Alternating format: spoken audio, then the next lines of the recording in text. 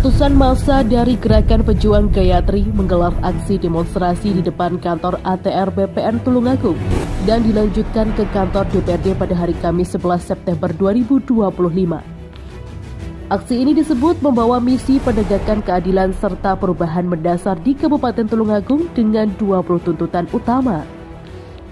Dalam orasinya, massa mendesak pemerintah dan DPR segera mengesahkan RUU perampasan aset sebagai langkah memperkuat pemberantasan korupsi. Mereka juga menyoroti kerusakan lingkungan akibat galian C di daerah aliran Sungai Brantas yang dinilai membahayakan masyarakat. Selain itu, peserta aksi meminta aparat hukum menindak tegas praktik alih fungsi lahan pertanian berkelanjutan yang dianggap memperburuk krisis pangan. Isu lain yang mencuat yakni konflik tanah reforma agraria atau TORA di Desa Ngepoh, Kecamatan Tanggung Gunung, yang disebut lebih menguntungkan pihak tertentu ketimbang petani kecil. Di sisi lain, massa menuntut transparansi anggaran, penghapusan pungutan liar, dan sistem merit dalam rekrutmen aparatur negara.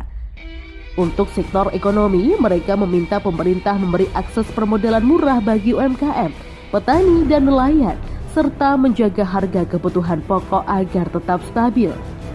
Dalam bidang sosial budaya, ditekankan pentingnya menjaga kearifan lokal, menolak diskriminasi, serta menjamin kebebasan berekspresi.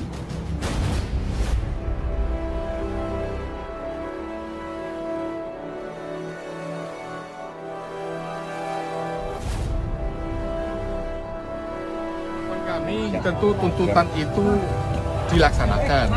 Yang bisa dilaksanakan 2 kali dalam 24 jam, artinya bisa dilakukan sekarang, ya dilaksanakanlah. Penegakan hukum terutama, galian C ilegal di mana-mana ada, dan itu bisa langsung ditutup, pelakunya ditangkap. Apa yang menjadi halangan bagi penegak hukum? Menunda. Untuk tuntutan yang lain, Pak? Untuk tuntutan lain kan sudah terperinci itu. Kita pun juga tahu ada yang berdasarkan harus ada anggaran. Ada anggaran, kalau belum ada anggarannya harus gimana? Dalam artian kalau berkaitan dengan anggaran, ya harus nunggu dianggarkan oleh DPR tahun ini. Mungkin tahun depan baru bisa dilaksanakan. Pak, untuk tidak lanjut, Pak, tidak hadir demonya.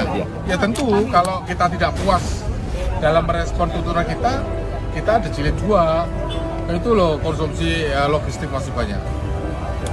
Terus kemudian yang bisa dilaksanakan lagi penjadwalan kapan DPR mau melakukan interpelasi atau angket.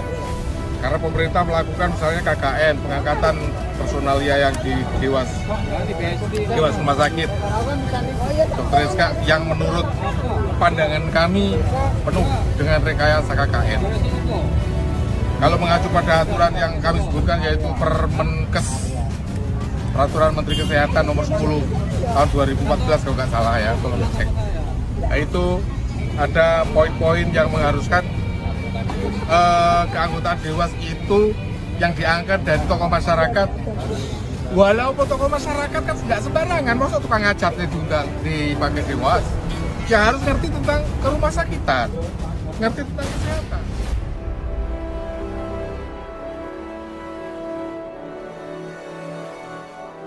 Menutup aksinya, ditegaskan aksi pejuang Gayatri tidak akan berhenti di sini. Ia akan terus menekan hingga tuntutan rakyat ini benar-benar diwujudkan. Dari Tulungagung, Jawa Timur, Tim Liputan SCM TV melaporkan.